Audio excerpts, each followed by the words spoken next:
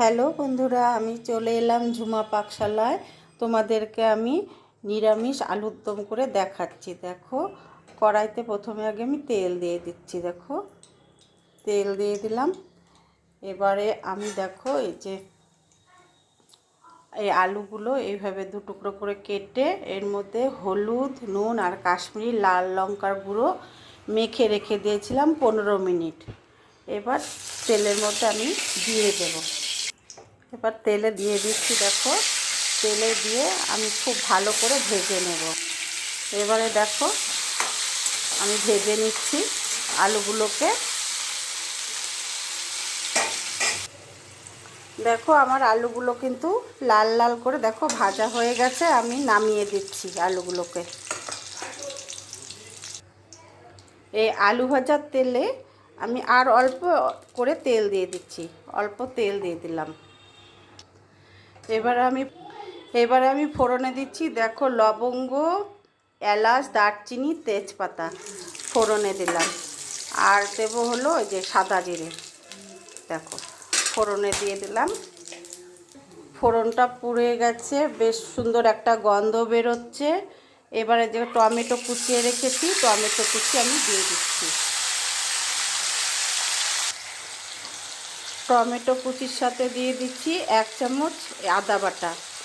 আদা দিয়ে আর টমেটোটা দিয়ে একটু সামান্য অল্প কষিয়ে নিচ্ছি, যাতে কাঁচা আদার গন্ধটা চলে যায়। অল্প কষিয়ে নেব।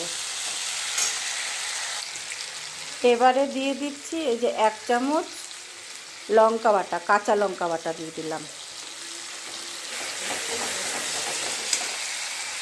কাঁচা লঙ্কাটা আমার একটু কষানো হয়ে গেছে, কাঁচা লঙ্কার কাঁচা গন্ধটা চলে গেছে।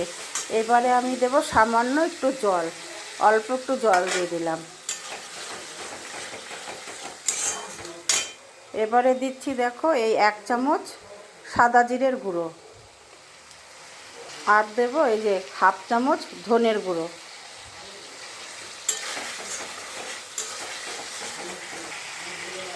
এক চামচ হলুদ গুঁড়ো।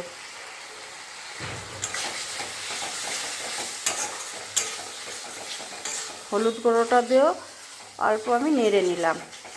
এবারে দেব 1 চামচের মতন কাশ্মীরি লাল লঙ্কার গুঁড়ো দিয়ে দিলাম।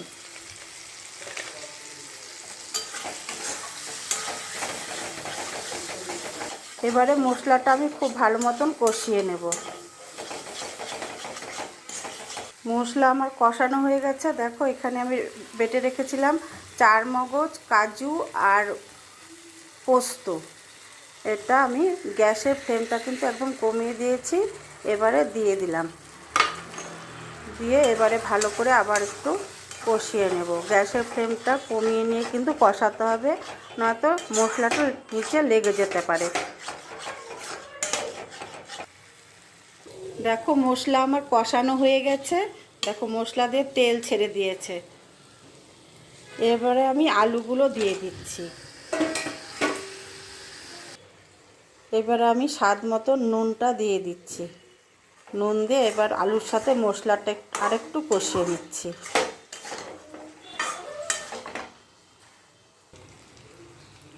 এবারে দিয়ে দিচ্ছি স্বাদ মতন চিনি, কারণ চিনি না দিলে কিন্তু নিরামিষ আলুর দম মোটেও ভালো লাগবে না।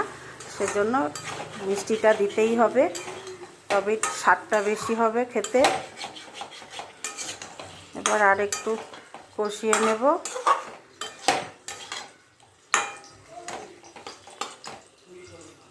এবারে আমি জল গরম করে রেখেছিলাম, এই গরম জলটাই আমি দিয়ে দিচ্ছি আলুর দমে। দেখো, গরম জল দিলে রান্নাও ভালো হয় আর তাড়াতাড়িও হবে এই ঠান্ডার মধ্যে রান্নাটা।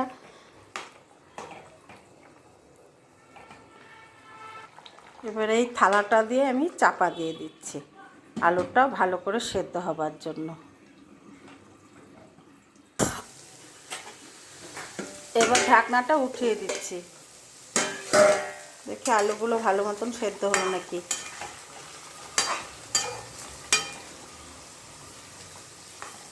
সেদ্ধ হয়ে গেছে আমার আলুগুলো।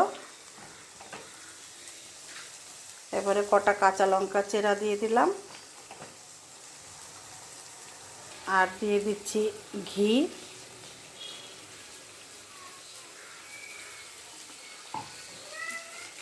আর দেব এই যে গরম মশলার গুঁড়ো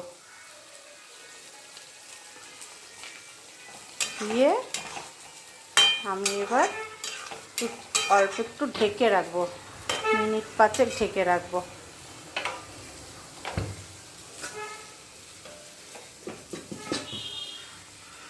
দেখো আমি এবারে ঢেলে দিচ্ছি থালার মধ্যে। এই দেখো নিরামিষ আলুর দম। কেমন লাগলো লাইক কমেন্ট করে তোমরা জানিও। এটা কিন্তু ফ্রাইড রাইস, পোলাও, রুটি, লুচি এসবের সাথে বেশি ভালো লাগবে খেতে। আর ভালো লাগলে শেয়ার করে দিও। ঠিক আছে বন্ধুরা, সকলে ভালো থেকো, সুস্থ থেকো।